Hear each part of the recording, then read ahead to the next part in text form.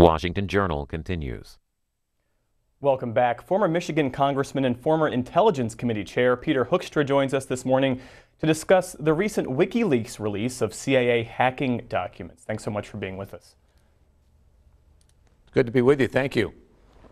And as you well know, WikiLeaks this week released what it says are roughly 8,000 web pages and other documents revealing the CIA's hacking methods. On the face of it, how damaging is this breach? I think it's very, very damaging. This is a situation where we now have an intelligence community that really is in crisis. Obviously, it has its own internal problems where you see this kind of massive release or this massive breach of its systems. The other thing that you have is you have an intelligence community now that has a crisis of confidence with the American people. The American people are wondering, how does this happen? This is now the third time. We had the breach from Bradley Manning, we had the breach from Edward Snowden, and now we've got this breach of the CIA. So you've got an intelligence community that is kind of in free fall with the American people wondering, what's going on? How come our spies can't keep secrets? We have a spy community that cannot keep secrets. That's not good. So what more should be done, do you think, to safeguard the CIA's secrets? Well, there's a couple of things that need to happen. Number one, there's a question as to why the CIA even had this type of cyber capability. It used to be that all of this cyber kind of capability, that was the responsibility of the NSA. I guess there's now 4 different intelligence communities that or 4 different parts of the intelligence community that are kind of duplicating their own capabilities. So you've got 4 areas that you have to protect. And the question is, why are we creating these little fiefdoms all over the intelligence community? Why don't we have it in one central place so that we've only got one real area that we've got to protect where we do this kind of work? There's also been reports that the systems within the CIA, old computers, old computer systems, old security mechanisms. Clearly, if you want to be the premier cyber warrior in the world today, you need to make the proper investments. So I think Congress is going to have to take a look at this and determine whether the proper investments have been made to make sure that our systems are up to date. And the third thing you need to do is, obviously, you got to go back and take a look at the procedures that you have in place. Is the culture right? Are the procedures right? Do we have the best tools in place to protect our data? You know, why can't or why hasn't the government so far been able to shut down WikiLeaks? Well, I mean, WikiLeaks clearly is very good at what they do. The second question is, has that been a priority, or has an administration, has an executive branch agency been given the authority or the directive to shut down WikiLeaks? And the third question is, if you shut down WikiLeaks, they still have the data. Do they take that data and just transfer it to someone else? So the real question is, what's the value of shutting down WikiLeaks, at least their access to the public, if by shutting them down, they just take this information and move it someplace else and it still gets to the American people? Former Congressman Pete Hoekstra is our guest this morning. We're talking about this week's release by WikiLeaks of what it says are the CIA's hacking methods, and we're, as always, taking your calls. The line for Democrats is 202-748-8000. The line for Republicans is 202-748-8001. And the line for Independents is 202-748-8002. Now, earlier this week, WikiLeaks founder Julian Assange held a press conference Thursday, and he discussed what WikiLeaks plans to do with the additional information it has on the CIA's hacking tools. Take a listen. It has a lot more information on what has been going on with the cyber weapons program. And so I want to announce today that after considering what we think is the best way to proceed and hearing these calls from some of the manufacturers, we have decided to work with them to give them some exclusive access to the additional technical details we have so that fixes can be developed and pushed out so people can be secured. And then once this material is effectively disarmed by us, by removing critical components, we will publish additional details about what has been occurring. Now, if Assange is to be believed, how do you think tech companies should respond to his offer? Well, I think tech companies should reject his offer. Julian Assange is a terrible individual. The stuff that he is releasing now makes America less safe. He's revealing what we call sources and methods in the intelligence community.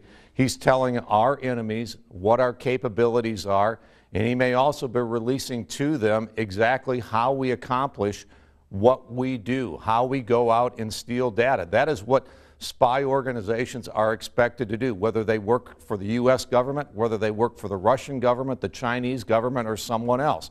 They go out and they try to find the plans and intentions of what their enemies are. And there are no indications that the CIA or other parts of our intelligence community have done anything wrong or that they've used these tools against Americans. But Julian Assange is making America less safe each and every day. The tech companies, I don't believe, will work with him, and I hope they don't. Let's take a few calls. We have Sean calling in from Key West, Florida on the Independent line. Good morning. Good morning, gentlemen. Yes, as a former investigative broadcast journalist, I would like to posit that we're approaching this from the wrong direction.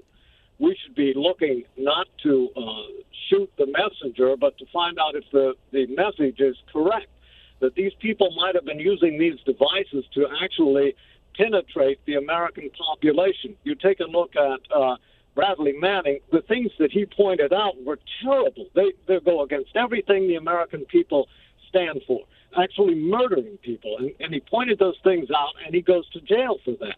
You have Mr. Snowden, who points out that the NSA is heavily involved in monitoring the people and the freedoms of the United States. And now we have WikiLeaks, and we want to shoot the messenger again.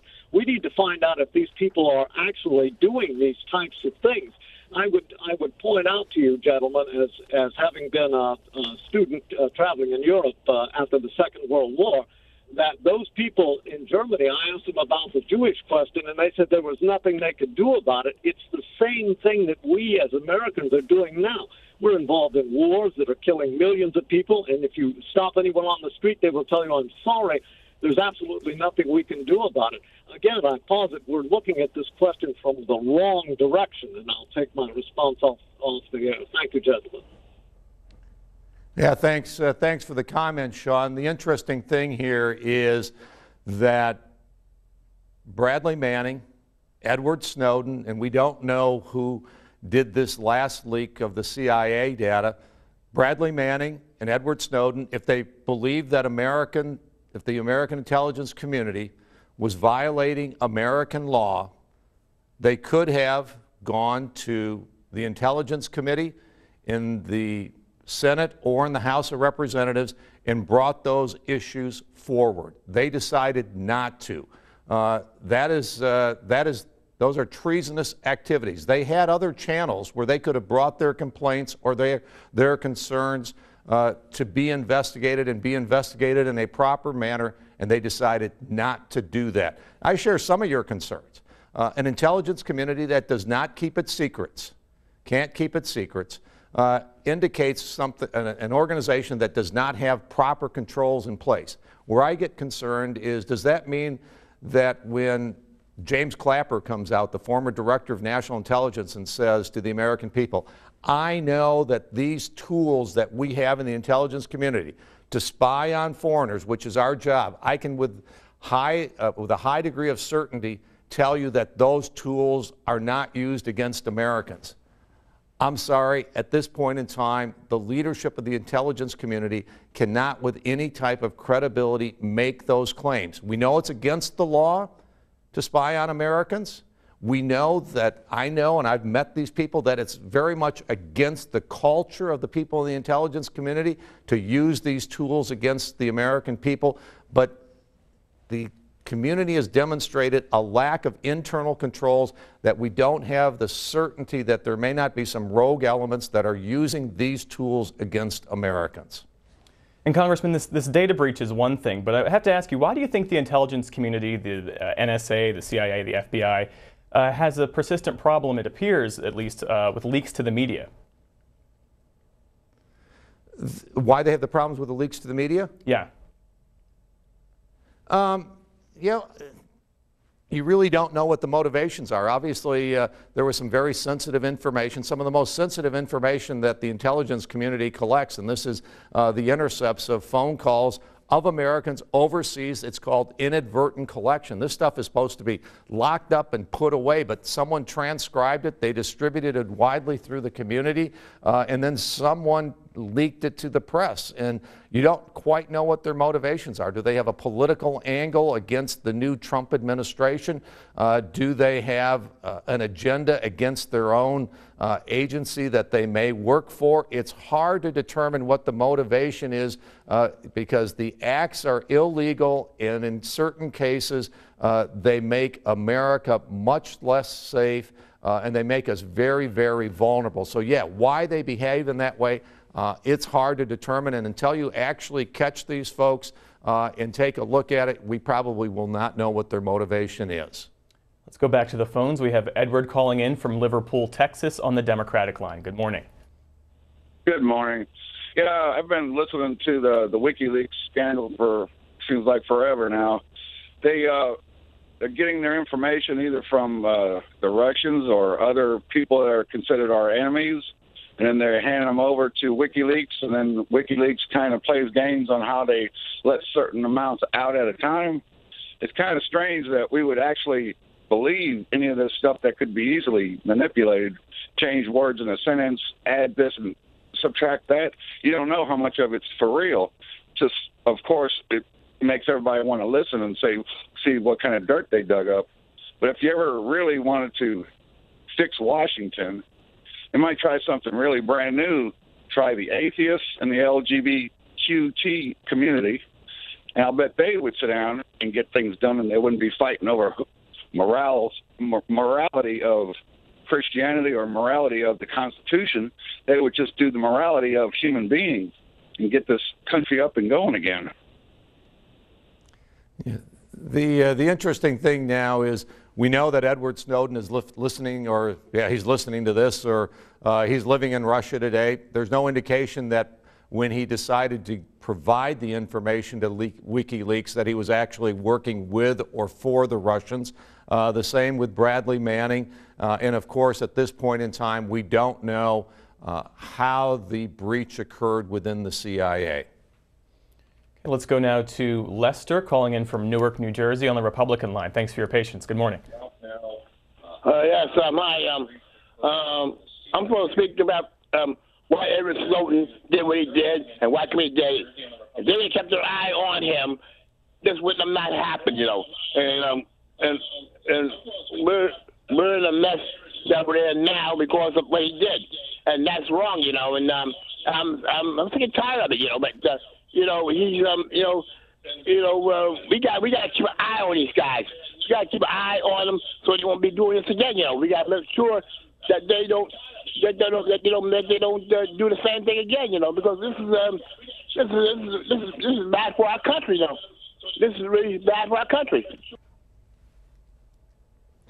Yeah, I think Lester makes the point that we made earlier, is that the CIA, NSA, and the military intelligence community, they have not had the proper protocols in place so that, you know, as we start seeing patterns of behavior where a Snowden or a Manning are downloading, you know, significant portions of data, and they're provided with access to places that you would think that people in their position shouldn't have access to that data.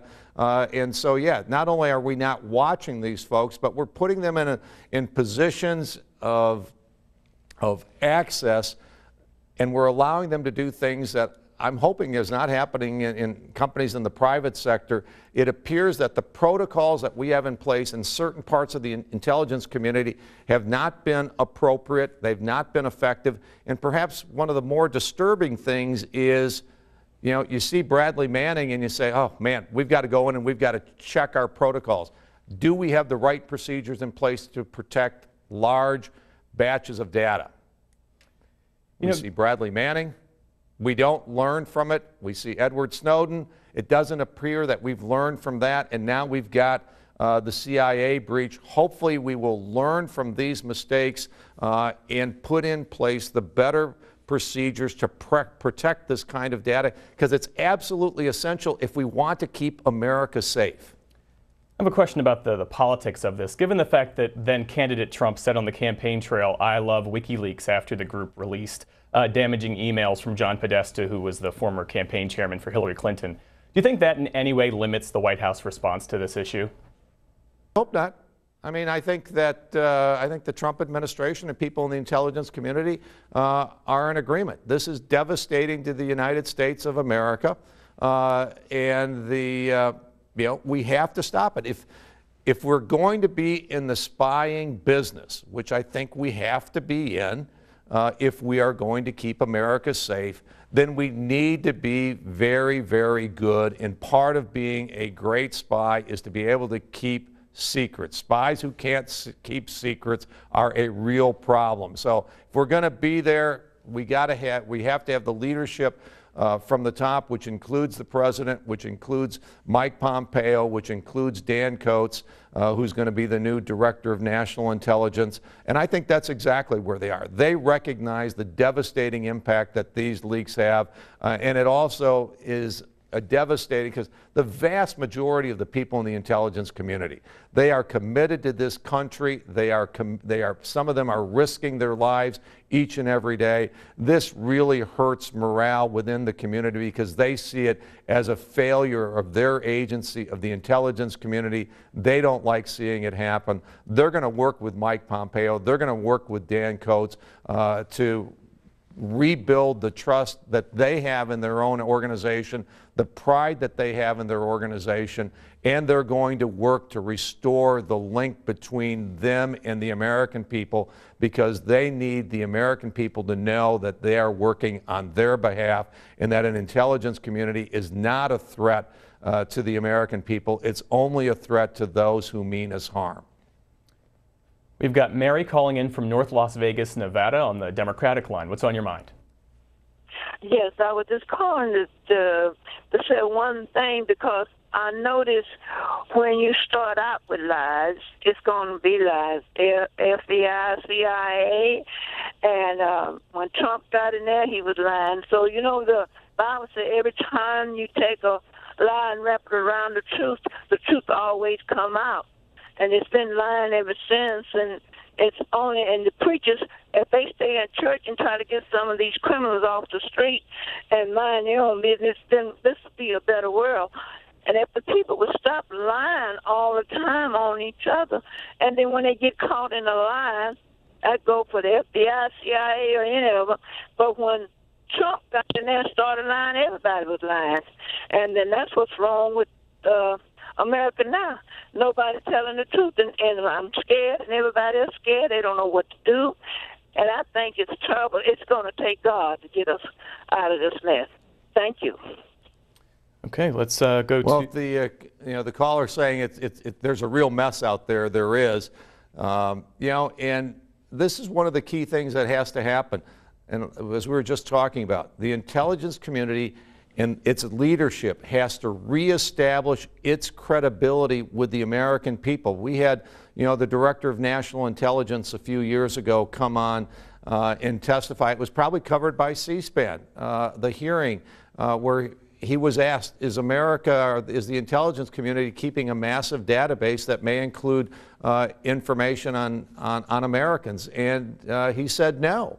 And in reality, a couple of weeks later or a month later, we found out that was an inaccurate statement. He was misleading the senator and the Senate Intelligence Committee and the American people by his answer. Those types of mistakes are devastating to the credibility. An intelligence community has to have the support of the American people if it's going to be successful. We have a tweet here from someone using the handle StormChase3. He asks, Why do we have 17 different intelligence agencies? Can you explain each role, cost, number of employees? Generally speaking, why are there so many different intelligence agencies? Well, because they each have their own different roles, and it's really important that they stay in their lane. We have the people who fly satellites, who take images from space, NGA. And that's their specialty. They're very, very good at it. We have the CIA, which really focuses on human intelligence and those types of things. They're good at what they do. We have the NSA, which goes after electronic intercepts, electronic digital type of information. We have the intelligence branches in each of the military services, which is there to provide accurate information intelligence in a more real-time basis to our men and women on the battlefield.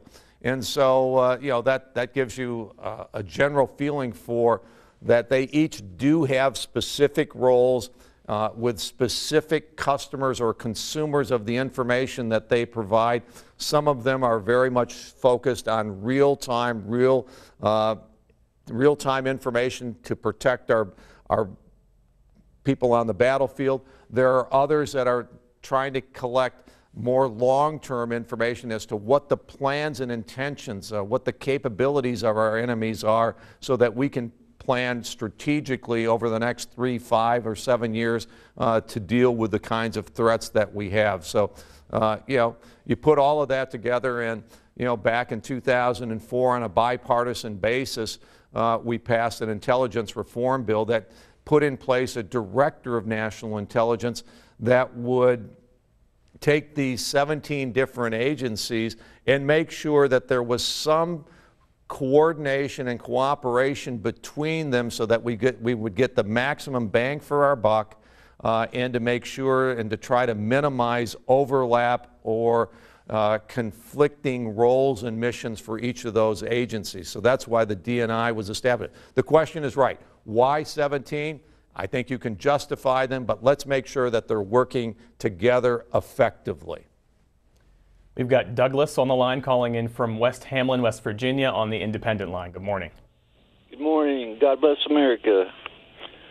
I'd just like to question what CIA's purpose is, what their overall goal is, other than just perpetual war.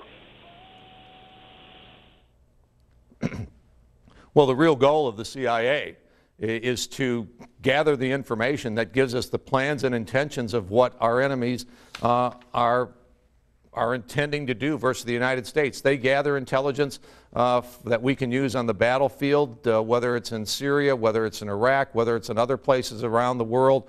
They're trying to get into ISIS and Al-Qaeda to figure out what their plans and intentions are vis-a-vis attacking U.S. facilities around the world, or specifically in the United States. So that is one thing.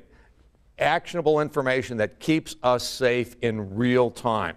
The second thing that they do is they go out and they try to get the information that tells us what our primary enemies are capable of and what their plans and intentions are. Really, what are the capabilities of Iran and their nuclear program? What about North Korea? Do we have any insights into the North Korean leadership as to whether they would actually even contemplate using some of the capabilities that they are now developing? That goes into our policymakers, who are then responsible for developing America's policies in terms of keeping us safe. The intelligence community is designed to provide us with information so that our policymakers can make more informed decisions as to what America needs to do. Catherine calling in from Mobile, Alabama, a Democrat. Good morning, Catherine. Good morning. First of all, sir, I have a couple of points, but my first one is this. I took physics in school. Now, I'm an old lady, so I've been around a long time. I was raised in the 50s and the 60s. So let's talk about why we're getting hacked. The reason we're getting hacked, sir, is you cannot go outside and capture a sun ray and put it in a jar. Any information that goes over the air is vulnerable. You will have a patch for it, sir, and then there will be 10 more people trying to undo it. The technology of this country should be used in addition to our other security. We need to have a closed-loop system for the Pentagon and all important things, sir. Anytime you put it on air, there is no way to hold it. Please understand this. That is very, very important. I do not understand where the brains and the logic in this country has gone, except for to the money train, because technology makes a lot of people a lot of money. And instead, we've got these people testing us right now with this WikiLeaks mess. They're testing us. What if they shut down our systems, sir, all of our systems, our power grid, our water grid? Do you not think that they're going to do this? I know with logic. I am a student of logic. I took it in college. I don't understand how our country has gotten so out of control, except for we've had men running it. Sorry, guys, but y'all have done a terrible situation, made a terrible situation worse. We women need to take over. We need to get this country under control, have pragmatic leadership that does not lie. Donald Trump is a liar. He is the most dangerous thing to our national security. I am sorry, but he is. He is a liar, and so is Mike Pence. We saw it on TV yesterday. Mike Pence came out and said he did not know of this information when Elijah Cummings had written that man a letter and sent it to him back in November. This has got to stop. I'm with the lady that called in from Nevada or wherever she was. The lion, the lion, the lion. That is the threat to our country, sir. A couple of points here. The first is, according to WikiLeaks, the CIA system was a closed loop. So they actually got into about the most sensitive and secure place within the CIA. I'm not in government. I'm not on the Intelligence Committee anymore. I don't know whether that is accurate or not. The second point that you make is, I think, X is an excellent point, which is talking about, the breaches that we've had today with Manning, Snowden, and now the CIA have been about losing data. That really hurts, and it hurts the capabilities of our intelligence community. It also points out that on the cyber battlefield, America doesn't appear to dominate the same way that it dominated the traditional battlefield of smart bombs, and those types of things, stealth bombers and those. On the traditional battlefield, America is the best in the world, and no one disputes it. Russia and China, they're challengers, but we're better than they are. On the cyber battlefield, we not only have to deal with Russia and China, but people like Iran, which is a threat to us. They're very good on the cyber battlefield. Israel, which is an ally, they're very good on the cyber battlefield. Then you have to worry about people like North Korea and non-state actors like ISIS. They're not as good overall in cyber, but they may have very specific areas where they are good. And the point that you make is something that I worry about very much. Cyber is the wild, wild west. There's no rules in cyber about what people may do to each other. And yes, they can come in and potentially take down part of our grid, attack a nuclear plant, take down part of our financial system. I believe we're very vulnerable, and one of these days someone is going to attack part of that system, and we may not know who it is. The cyber battlefield is the great equalizer. We are not the premier, the best cyber folks in the world. We are good, but there's others that are probably our equal, so we should be very, very worried about that. In terms of the political comments that you've made about Mike Pence, Donald Trump, I'm sorry. These are honorable people. These are people who we elected to be our president. And I hope that, personally, I hope that Democrats start recognizing that we have elected a president and that we start working in a process rather than being the resistance, and that we actually recognize we need to work together and get some things done. And I think Mike Pence and especially Donald Trump are about getting things done, about immigration, national security, and those types of things. And I hope that Democrats Democrats start working with Republicans and rather just being a resistance movement. And finally, about putting women in charge of everything in America will be great. I'll pass on making any comments on that. Okay, our final call for this half hour comes from Mindy in St. Paul, Minnesota. She's a Republican. Good morning. Good morning. I agree with the lady as far as Mr. Hoekstra does. This has become a real dangerous situation we're in now with the data loss. And I've been following this pretty closely, and most of it is the CIA. And when they had this breach of the data this time, there was a contract with Apple, Samsung, Google, and there were other affiliations that the CIA was supposed to inform them so they could knock down some of the issues that were going to occur. They did not. The CIA did not. They also said that now that all this data was taken, anybody could put rumors, plant stuff, and there would be no fingerprints on the data. So that if they want to go in and put something on Russia and Trump now, they can, and nobody would know it. And then, as well as Obama, before he left office, he signed in 16 more departments that could have access to all the secret and confidential data. Well, we knew, and he knew, that this would create more leaks. Oh, really? That's why all of a sudden the leaks are that they're wiretapping? I feel that was to cover that up. Yeah, there's an interesting thing that's been happening with the intelligence and the data that we gather that I think is making us more vulnerable in terms of having additional leaks occur. You'll remember right after 9/11, there was a talk about the wall between foreign intelligence and domestic law enforcement, and because they weren't communicating effectively, it was one of the reasons perhaps that we didn't prevent 9/11. So after 9/11, we put walls into that door to allow the intelligence community to provide data to domestic law enforcement if it related to terrorism or compelling national security interests. So there were doors that were put in. Just before President Obama left office, he basically knocked down the wall and allows now for widespread dissemination of foreign intelligence that's gathered under very strict requirements to now be shared broadly across that boundary, that border between foreign intelligence and domestic law enforcement, and to be used for lots of other things.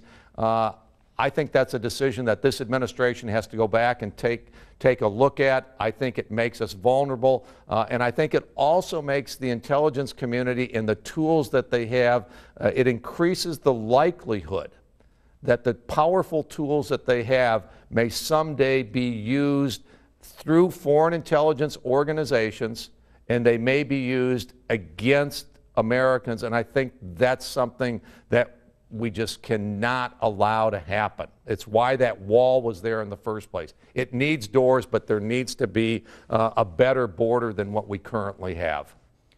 Former Congressman Pete Hoekstra, thanks so much for your insight this morning, sir. Hey, great. Thank you. Good to be with you, and enjoyed the callers. Coming up,